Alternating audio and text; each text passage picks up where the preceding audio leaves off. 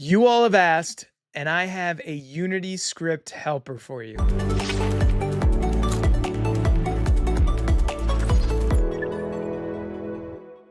I think we can all agree that writing a Unity script takes time. Now, you can accomplish some of the same things through properties and expressions, but sometimes your workflow is going to need that customized touch, that special script that just does what you can't accomplish within properties and expressions. Now, the roadblock in the past is how much time it really takes to build out a Unity script from scratch. A few years back, our team decided that we were going to put together an OnBase helper library to really help us save time in developing and writing these Unity scripts. Surprise to all of you all, we're gonna share how we built our OnBase helper library with you all. Consider it a token, a small token of appreciation for all your support in watching this series that we have put together. A helper library is just a collection of methods that house the most common code functionality. Instead of writing 10 to 15 lines of code, let's say to bring back a keyword value or a keyword, now in your Unity script, after you reference this helper library, you just have to write one line of code. It'll make your code simpler to read, easier to troubleshoot, and a lot quicker to develop. The great news is that we are going to publish this project, what you see today, we're gonna publish it for you on our resources page. I know I buried the lead. We're giving you something for free. Let's jump into Studio and I will show you how to do it. All right, it is totally up to you whether or not you want to download this project from our resources page, or if you want to build out a helper method for your organization. It is completely up to you as to how much you want to challenge yourself through this process. Now, we have a lot of helper methods. It would take a lot of time for us to go over all of them in one video. So we're going to break apart this series and we'll build on top of this. Our first series, part one, we're going to deal with keywords, probably the most commonly used methods within our helper library. And then in the subsequent parts, we'll just add on to this project. It'll be great. We'll be doing this together. You could start by either creating a class in Visual Studio or going into OnBase Studio and creating a library. So everything that we go over, you could either do it in either one of these applications. So first, you're going to need to add this property declaration and constructor.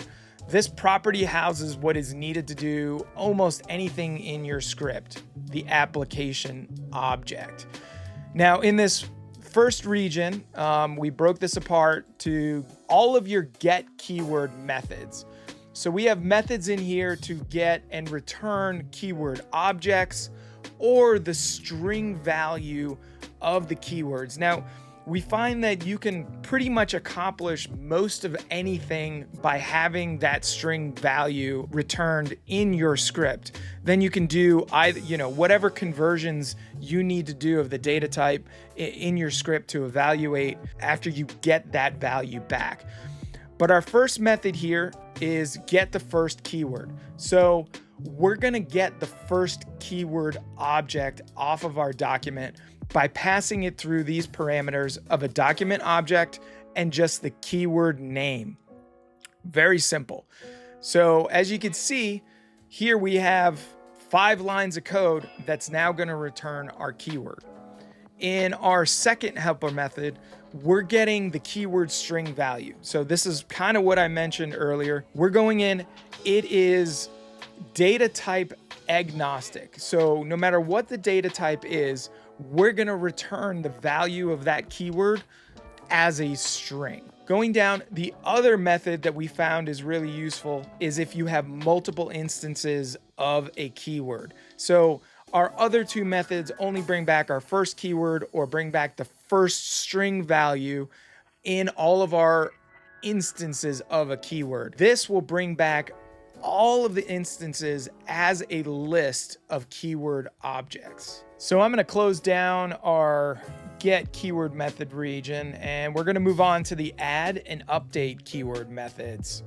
So similar to the get keywords, we have a helper method to add keywords from a string value. Again, data type agnostic.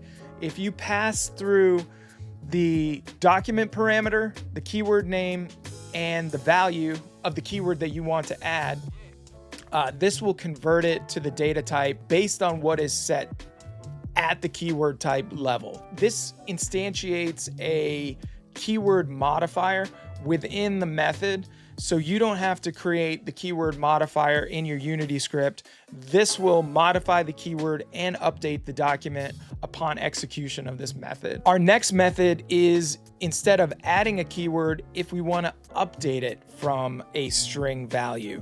So in this method, we're passing through the parameter of a document, the keyword name, the new value, as well as the old value. So you will need to use the previous helper method of get keyword value so that you know which value you want to change. So here again, it is data type agnostic. We do check to see if that keyword exists on the document, if there is a keyword record.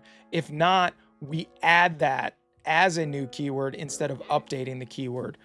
Then we go in, we try to find the instance that has the same value and only update that keyword with the new keyword value. And again, we have the keyword modifier in here, so we will apply the changes within this method. All right, we're well on our way to creating a nice helper library. We've created 5 methods here. Now what we need to do is, in our Unity script, we need to reference that library. So here we go into Unity script libraries, and we have the helper method that we just created here. As you can see, we have others in our system. We add a using statement of OnBase helper, and then in our code, we have to instantiate it.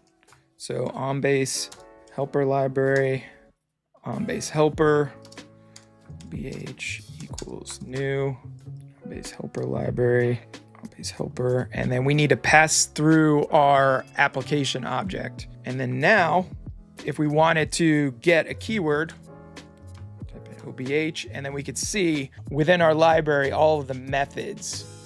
So we want to get keyword value from a string, and we pass through our document object, and then we pass through the keyword name.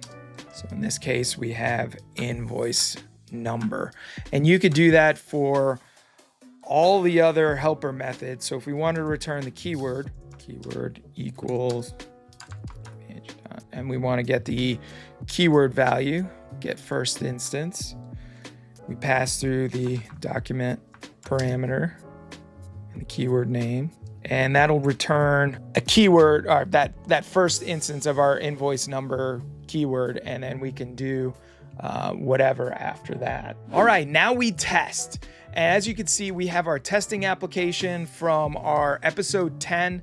If you need to go back and look at that, it gives us the ability to test Unity scripts off of actual documents that we have in our test system. So here I've already staged our test document. It's an AP invoice. It has multiple instances of our invoice number, so we can test all of our helper methods, and also being able to change some of these keywords. So we'll go back to Visual Studio, grab our document handle.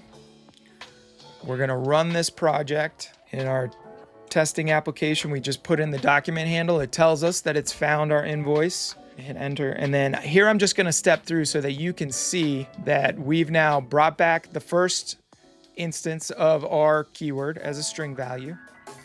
We also have a keyword object. So within here, we can look at all of the values. And then we have a little pause just for testing. And then now we want to add a keyword. So we're gonna add a keyword of 3333 on our document that wasn't there before. And then we also wanna update the keyword. So we're gonna update that first instance, this invoice number, we're gonna update it to 777. And we're gonna stop here. We'll go back.